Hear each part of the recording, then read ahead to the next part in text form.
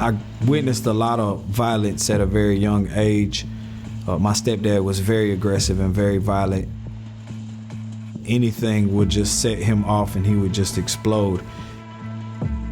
I ended up getting into a lot of fights at a very young age. I walked around with a lot of anger.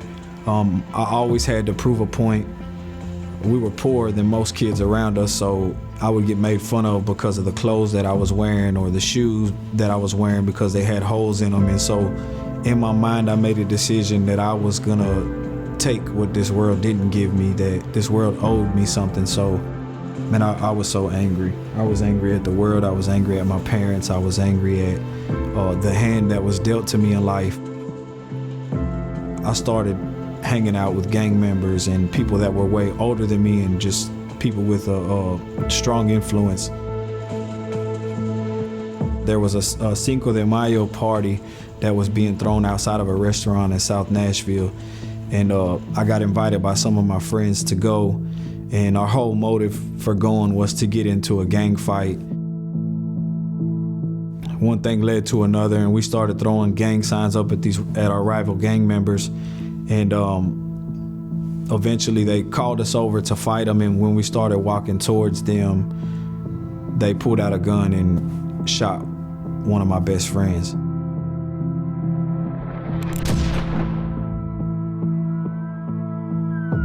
That eventually led to drug addiction at a rampant rate. Just drug addiction just exploded in my life. They became my escape. They became my outlet. As long as I had drugs, I didn't care if I died. I didn't care what happened to me. I didn't have to think about, my family. I didn't have to think about the people that I lost. All I had to think about was how good the drugs were making me feel.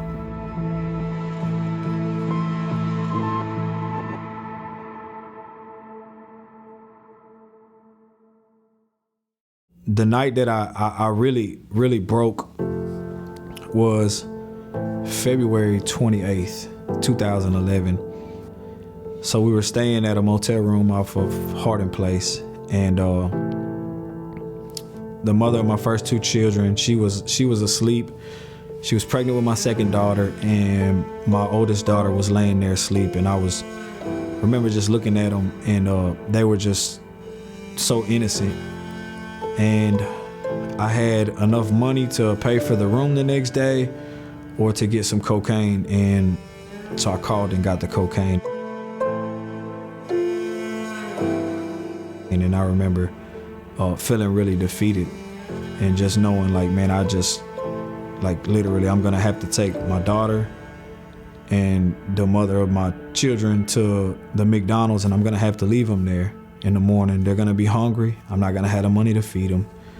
And I'm gonna have to go out and kick doors and come back and then feed them and then get a motel room and go through the same cycle. And I remember just feeling so much guilt and so much shame. At this point, the drugs were no longer numbing me. They were no longer taking away my thoughts, the depression, the anxiety. None of that was leaving anymore. The drugs weren't working. They were taking the withdrawals away, but they were increasing the guilt.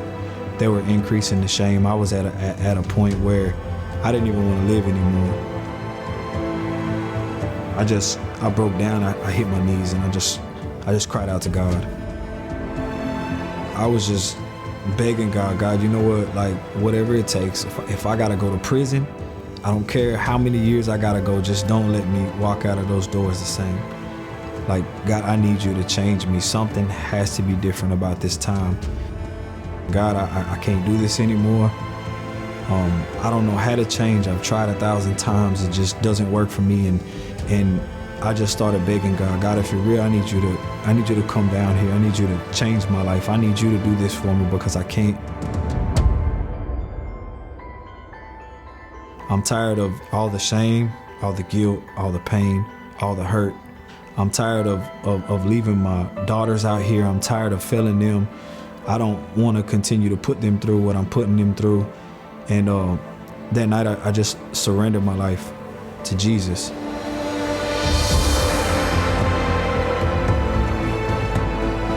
For the first time in my life, I was free. I had never been so free in my life.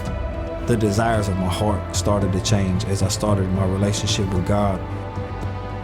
Now the desires of my heart was to have character and to be used by God. When I accepted Jesus Christ into my life, I never wanted to preach. I never wanted to share the gospel. I never wanted to be a pastor. I never even wanted to go to church or step foot in a church door. I just didn't want to stick a needle in my arm. But after developing a relationship with Jesus, I couldn't keep what he was doing inside of me contained. I had to tell somebody about Jesus.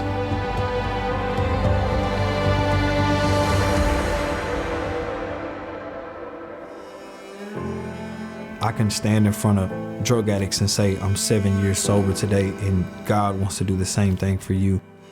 So God's got a plan, he's got a purpose for your life, and there's no limits to what God will do for you if you just surrender.